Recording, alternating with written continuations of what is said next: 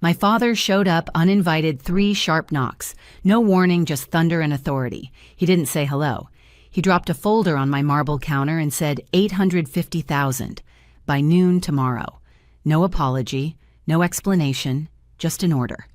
And when I opened that folder, I saw my own signature forged in perfect ink. I smiled the way someone does right before cutting a wire. Because that night I stopped being the family's solution and started becoming their consequence. What happened after still keeps me up sometimes. Before I tell you everything hit like and tell me, have you ever been the one who finally said enough? People like to say family is everything. But in my house, family was a currency and I was the bank. I'm Elena, and I grew up in a Chicago suburb where appearances mattered more than the truth. My father, Victor Ward, built his business on control. Every dinner was a board meeting. Every favor came with interest. My younger sister, Melissa, learned early how to play his game, all soft eyes, trembling lips, and perfect timing. Whenever she cried, he'd stop the world to comfort her. Whenever I succeeded, he'd warn me not to show off. Our mother tried to balance him out, but after she passed the house, shifted. Silence became the rule, and obedience became love. I was 20 then, already paying tuition with scholarships, while Melissa got a new car to stay motivated. Dad said I was the strong one. What he meant was you can handle being used. Fast forward 10 years. I had my own consulting firm downtown Glass Walls City View, and a reputation built from 16-hour days and 0 shortcuts. Success didn't make me feel proud, it made me useful again. My father would brag to anyone who listened that his daughter managed portfolios for CEOs, but when we spoke, it was never to ask how I was only, "Can you take care of this for me?" I told myself it was okay. It was family. And family always comes first, right? Then came the night that cracked everything open. It was early winter, one of those Chicago nights when the wind cuts straight through your coat. I was finishing a report when 3 knocks hit my door hard, deliberate like a verdict. I opened it, and there he was, Victor Ward. Gray hair, slicked back suit, immaculate, holding a folder so thick it bent in his hand. He didn't ask to come in. He just walked past me, the smell of expensive cologne following like smoke. Melissa's husband made some mistakes, he said, pacing my kitchen. "They owe $850,000. You'll handle it." I thought I misheard. "Excuse me."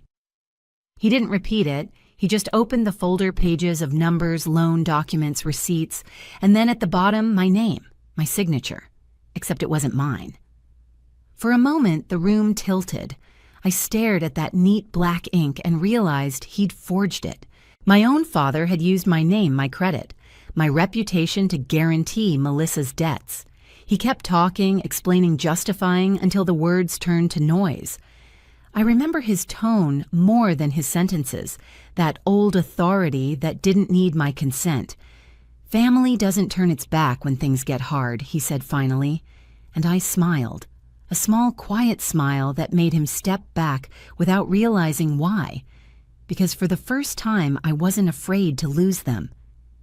That night, while the city hummed below my window, I poured myself a drink, stared at the folder and whispered, "All right, Dad, you want control. Let's see what happens when I take it back." The next morning, my phone lit up before sunrise. Melissa, then Dad, then both. I didn't answer. I just watched the names flash and fade until the screen went black again. When I finally called back, Melissa's voice trembled like a rehearsed song. "Please, Lena, don't be mad. Derek just made a bad investment. We'll pay you back. We'll pay you back." The same words she'd said when I covered her tuition, when I bought her first house, when she maxed out their joint credit card by accident. "Melissa," I said quietly. "Dad forged my name." She went silent for a beat. Then she whispered, "He did it for us. You know how he gets." That sentence stuck to my skin like oil. You know how he gets. As if manipulation were a personality trait, not a choice. By afternoon, Dad showed up again, this time at my office. The receptionist looked terrified as he marched in. Coat unbuttoned, tie, loosened, pretending he owned the place. 850 by noon, he said, like we were in a boardroom. Those people aren't patient. I looked around at my staff, pretending not to listen. My face burned. "You don't get to threaten me here," I said. He smirked. "You've got the money, Elena. Don't make me remind you who raised you." That was the moment something shifted. The humiliation, the control, the lifelong conditioning, all of it condensed into one sharp, steady breath. I wasn't angry yet. Anger comes later. I was awake. After he left, I sat alone in my office. Lights dimmed the city outside, wrapped in fog. I thought about every time I'd saved them, every check I'd written, every thank you that really meant you owe us more. And suddenly, the guilt I'd carried for years cracked open. Beneath it was something colder clarity. That night, I drove to my mother's old house, the one Dad kept locked but never sold. The key still worked. Dust floated in the flashlight beam as I walked through rooms that once smelled like cinnamon and Sunday dinners. On her desk sat a small wooden box. Inside were her journals, her handwriting neat and certain. Kindness without boundaries becomes servitude. I closed the lid and smiled. By the time I stepped back into the cold, the plan had already started forming, precise, deliberate, inevitable. The next 48 hours moved like a storm that only I could hear.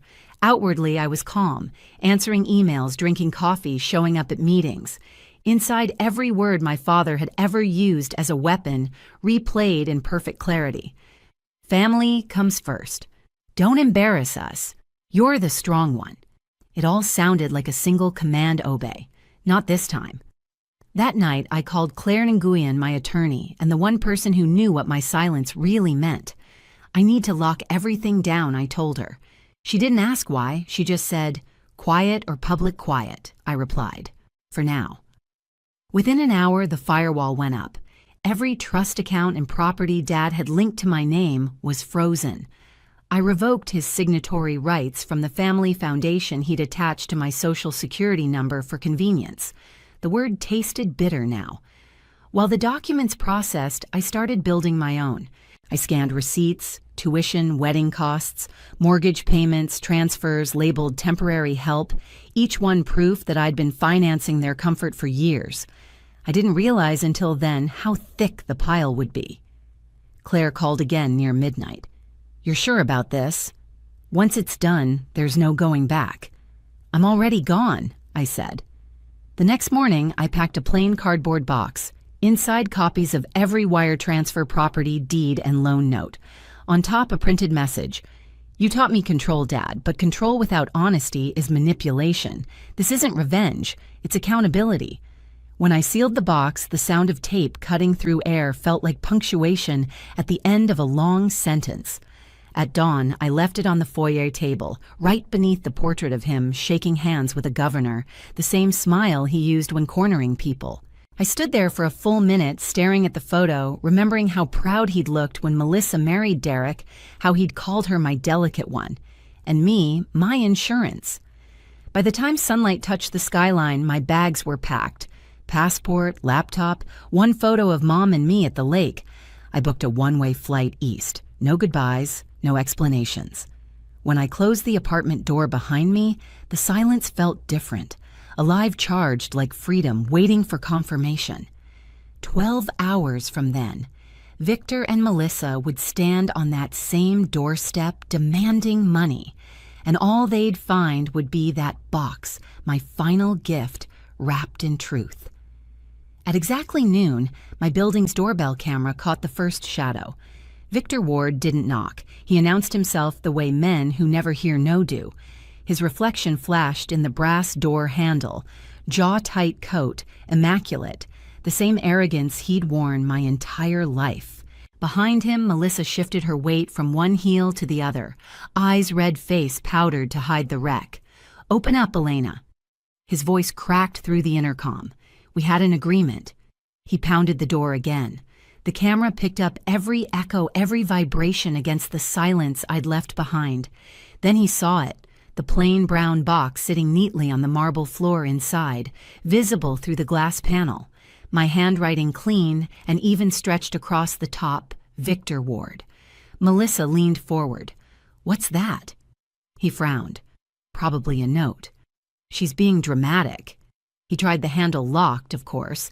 Then, like control itself demanded submission, he pulled a small metal tool from his pocket. My father had always believed every door would open for him eventually. When he stepped inside, the camera blinked red.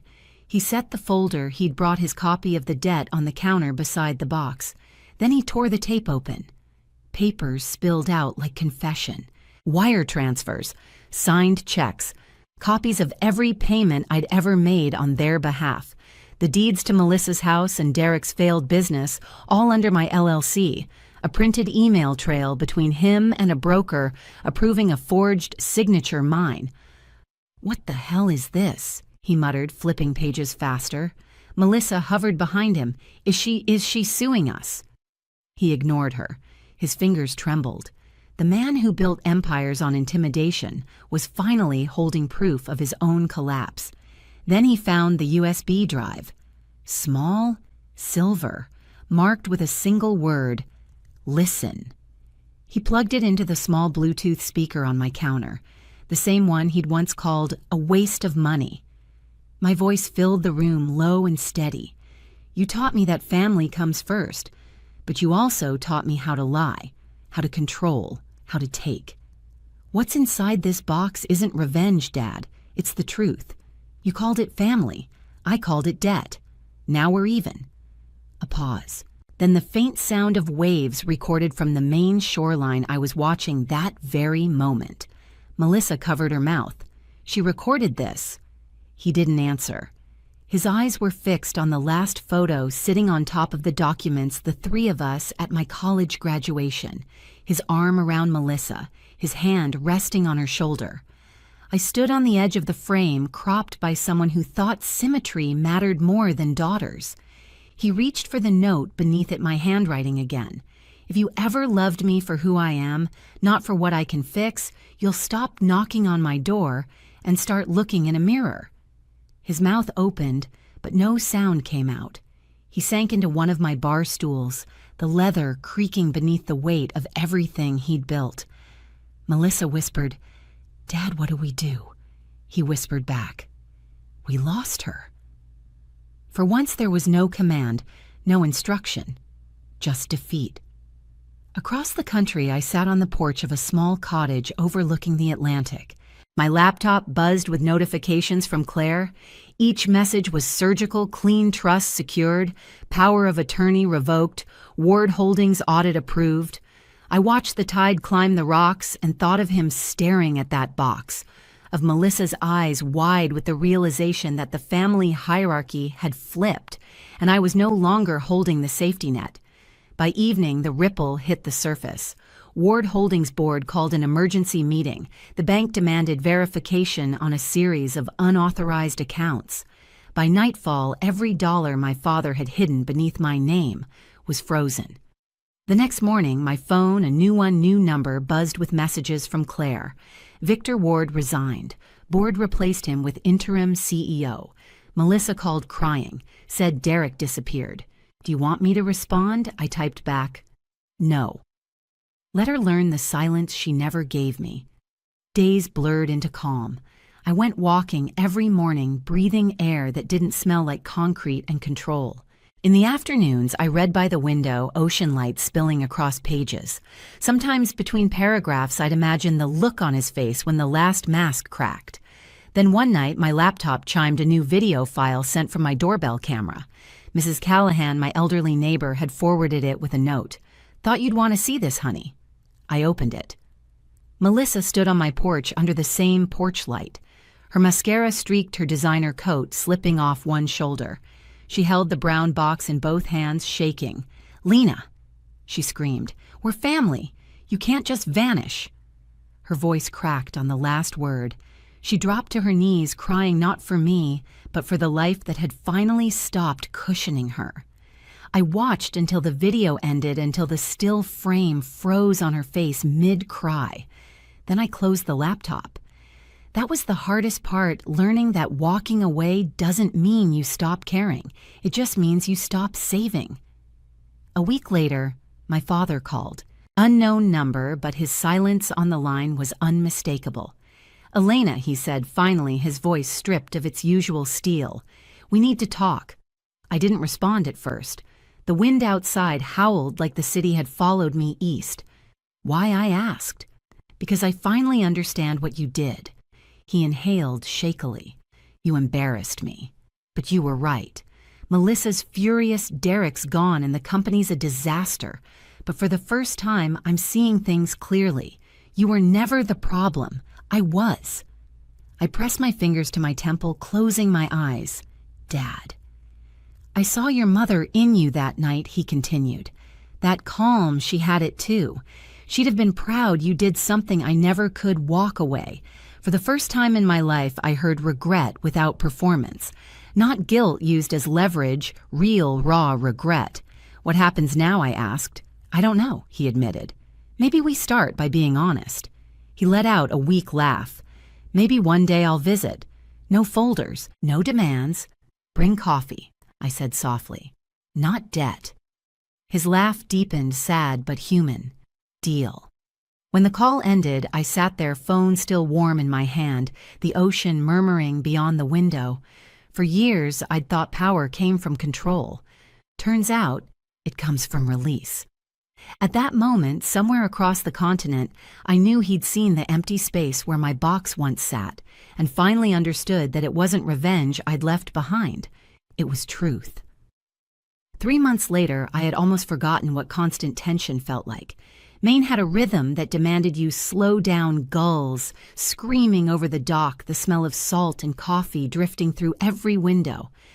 I rented a small place near the water and started teaching a weekly workshop at the Community Center Financial Boundaries for Women. 10 seats, always full.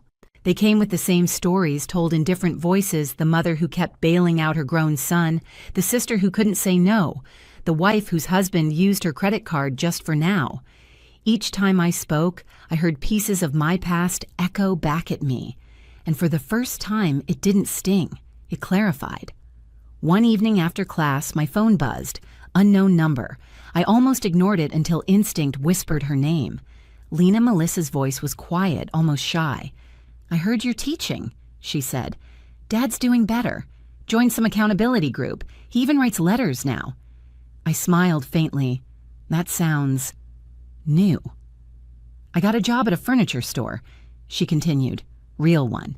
No commissions, no excuses. It's quiet. Quiet's good, I said. Means you stopped running. She hesitated. Thank you for not rescuing me. When the call ended, I sat on the porch, the tide inching closer, silver under the moonlight. The past felt like something far behind, not hovering anymore. Somewhere inside the house, the kettle whistled. I stood up, whispered to the waves, "That's enough." A few weeks later, I opened my mailbox and found a postcard. A photo of a fishing dock, the handwriting uneven but familiar. You were right. I taught you everything about business and nothing about love. Learning now. Proud of you. Dad. I pinned it above my desk beside a note from one of my students that said, "You helped me say no for the first time." That night, I walked down to the shore. No phone, no noise, just the soft rhythm of waves and the kind of freedom that doesn't need permission. If this story hits close to home, drop a comment below. Tell me where you're listening from and what enough means to you.